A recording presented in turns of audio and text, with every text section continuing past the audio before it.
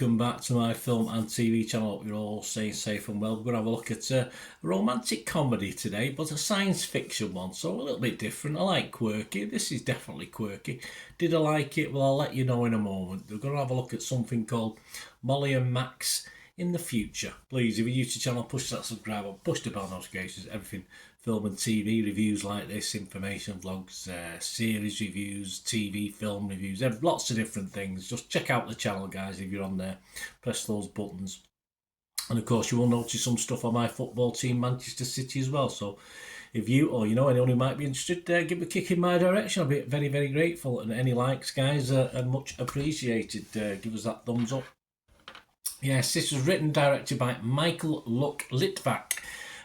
Michael Luck, written and directed by Michael Luck-Litvak in their debut feature film. I thought it was three people then, and stars Zosia Marmet as Molly and Aristotle Atari as Max. So not Atari. No, that's a game. That's a games console.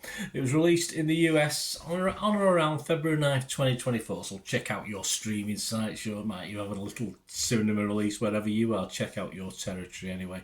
What's it about? Well, it's science fiction. It's a billion years in the future. It didn't feel like a billion years in the future.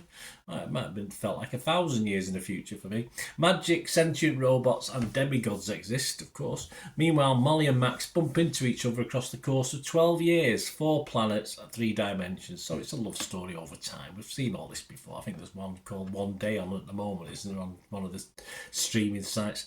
One space cult's involved in this as well.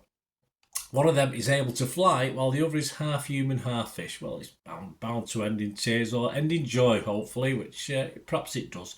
It also stars Arturo Castro, Michael Chernus, Aparna Nancherla, and Okureti Onodoan. There's a great name, fantastic. And lots of others as well. Well, a few others as well. It's not exactly big budget, this guy, so I think most of the expense probably went on the CGI background. I'll give you my thoughts before other people. I am in the minority on this one, guys. I'll have to admit that now. Most people are sort of positive on this. I'm not so positive. I like the principle, I like the idea of it, but it doesn't quite work. There is chemistry. There's chemistry between the two leads. It's supposed to be a comedy. The humour didn't really work for me in a chatty sort of way, which I do latch onto some good chatty comedies, but this didn't work. The story itself, nothing new. It's just set in the future, set in a quirky scenario, and it only for me ever works occasionally or gains my interest occasionally as I'm watching the hour and a half, the length of this film. I just found most of it just a little bit of a bind, I'd say, a little bit monotonous. Chatty films can be good. I do like chatty films where it's witty and succinct, but this is just more, there's more misses in this than hits. And as a film, perhaps a mini-series may have, I know it sounds daft, doesn't it, if I can't cope for an hour and a half, but if they tweaked it a little bit and made just a little small mini-series, I think watched one at a time rather than in one big swoop, I think it might have stood up a little bit better. It's basically simply When Harry Met Sally for science fiction, billion years hence for me, and that's the problem. For others who say what's Harry Met Sally, it won't be a problem, of course, because they don't know anything about it. For me, I do, and I've seen many films, poor imitations of When Harry Met Sally, and I'd probably put this up there with a poor imitation. So it all sort of falls or lands on the two leads, and the two leads are likeable enough. It's just a poor script for me. I didn't really find it overly funny or engaging. So if it was Rotten Tomatoes, I'd give this a rotten. If it was Metacritic, I'd probably mixed on it. I'm not going to go full negative on it. But I did like the concept, but I was a bit too bored for it. So I'm not going to give it a score at all. If I can't give it a 5, I don't give it a score. I can't give this a 5, so no score from me. It's just a bit too boring. But elsewhere, as I said, I'm in the minority. Rotten Tomatoes, 98% positivity, 40 critics reviews, an average rate of 7.4 out of 10. So what do I know? 39 fresh and just one rotten. Well, at least one agreed with me.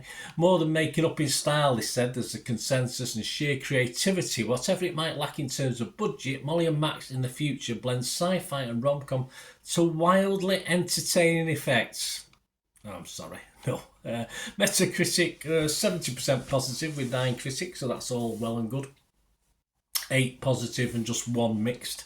So that did well for them. Rotten Tomatoes audience, again, as I say, positive 4.9 out of 5. I don't know how many, 100% positivity. Internet Movie Database isn't quite as high. There's only 667 scores and reviews on there, and it's a little bit lower than everyone else seems to be giving it, which I like to see. It's coming more towards my way of thinking, but it's still an okay 6.1 out of 10 on Internet Movie Database. So please let me know what you think, guys. As I said, I think I'm too long in the tooth for this sort of film now. I've seen it all before, so unless it's something cleverly done with it, which I don't think it was, it just didn't work for me, unfortunately. But it might work for you. That's what it is. It's all opinions, isn't it? It's not. I don't think it's my demographic anyway. So let me know what you think. Great to hear from you. Till we meet again, and that's one thing, don't I? Please stay safe, everyone. Bye for now.